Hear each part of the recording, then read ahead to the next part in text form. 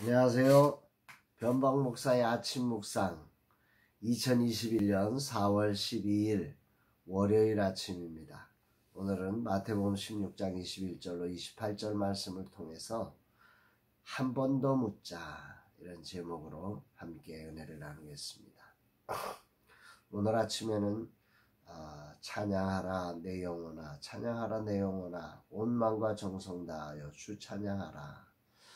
이 찬양을 부르는데 이 찬양이 내 영혼에 정말 주님의 명령처럼 내 영혼아 주를 찬양하라, 내 영혼아 주님을 경배하라, 이런 울림 있게 제 영혼을 깨워주시고 저를 이끌어 주셔서 얼마나 감사한지 모릅니다.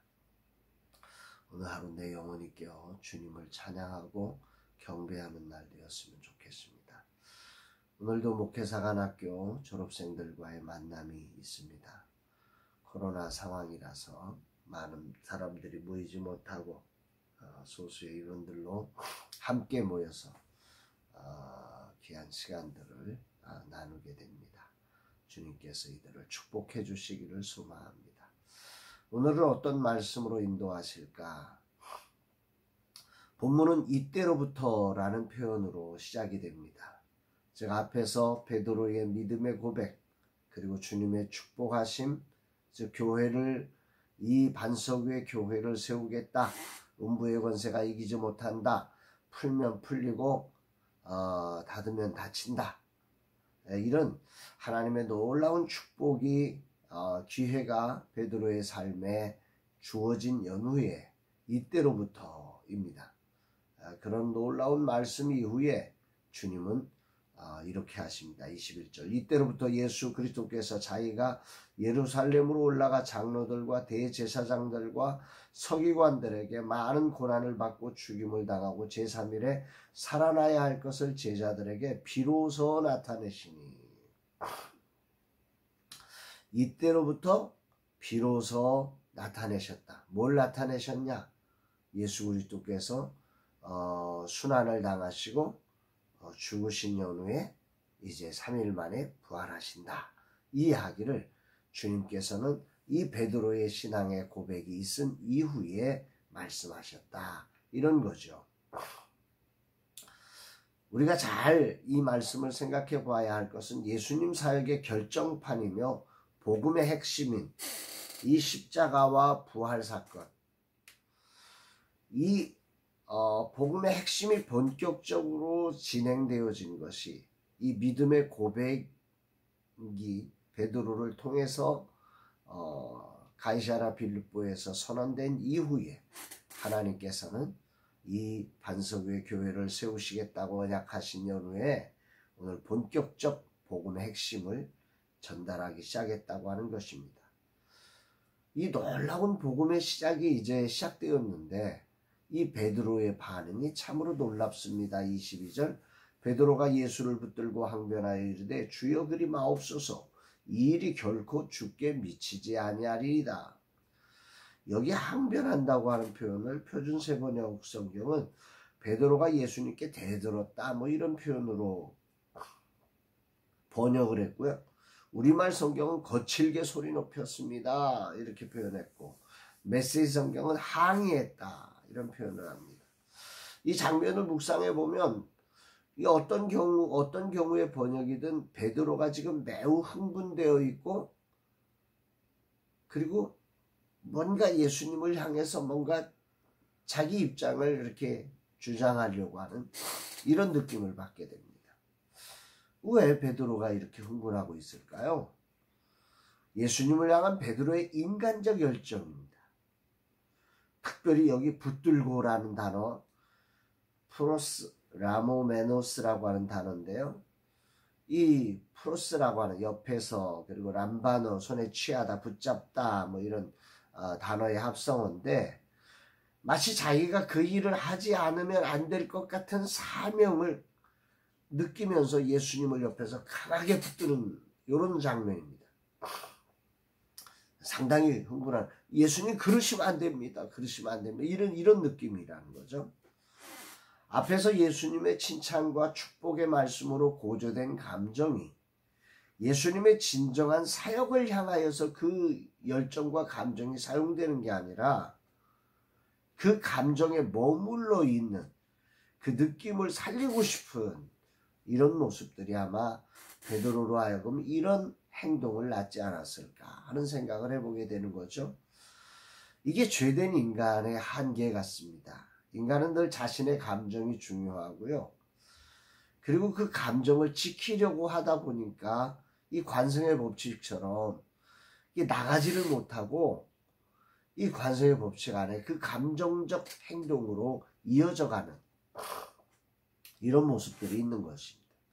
은혜를 받고 그 은혜 아래 머물러 버리는, 은혜를 받고 그 은혜를 통해서 새로운 하나님의 세계로 나아가야 하는데 나가지 못하는 거죠.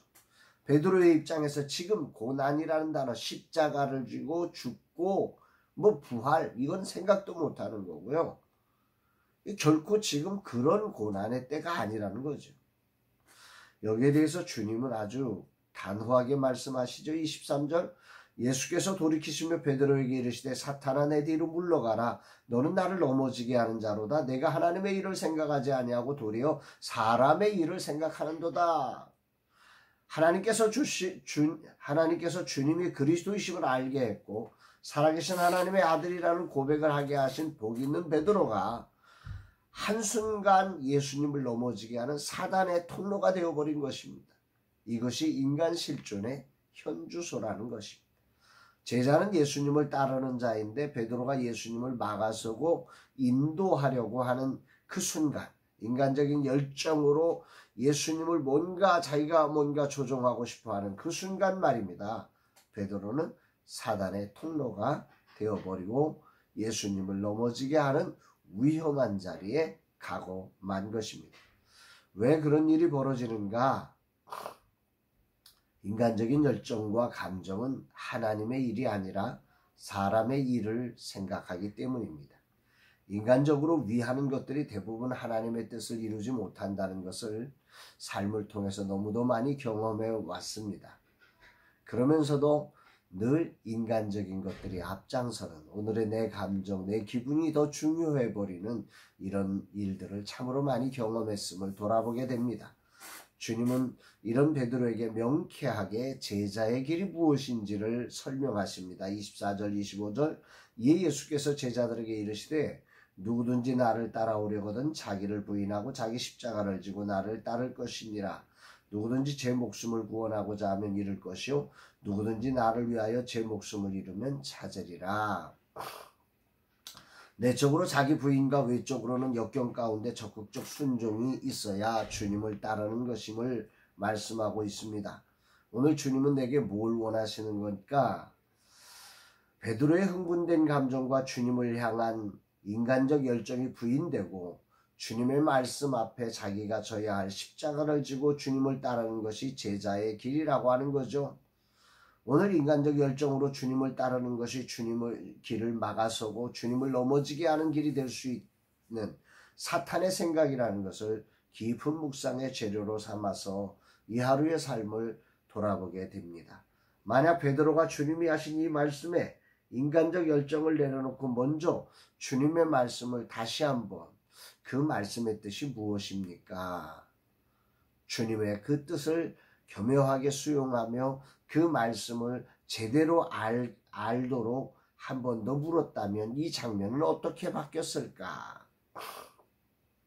사실 저에게 가장 큰 실수의 자리가 이 자리입니다. 늘 겸손히 그 일이 무엇인지를 한 번 더 묻지 못하고 내 감정, 내 느낌대로 거기에 대해서 맞받아칠 때가 참 많습니다.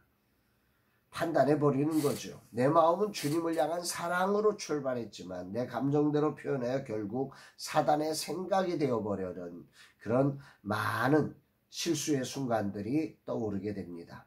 무수히도 했던 실패의 자리를 주님은 오늘 이 말씀을 통해서 돌아보게 됩니다.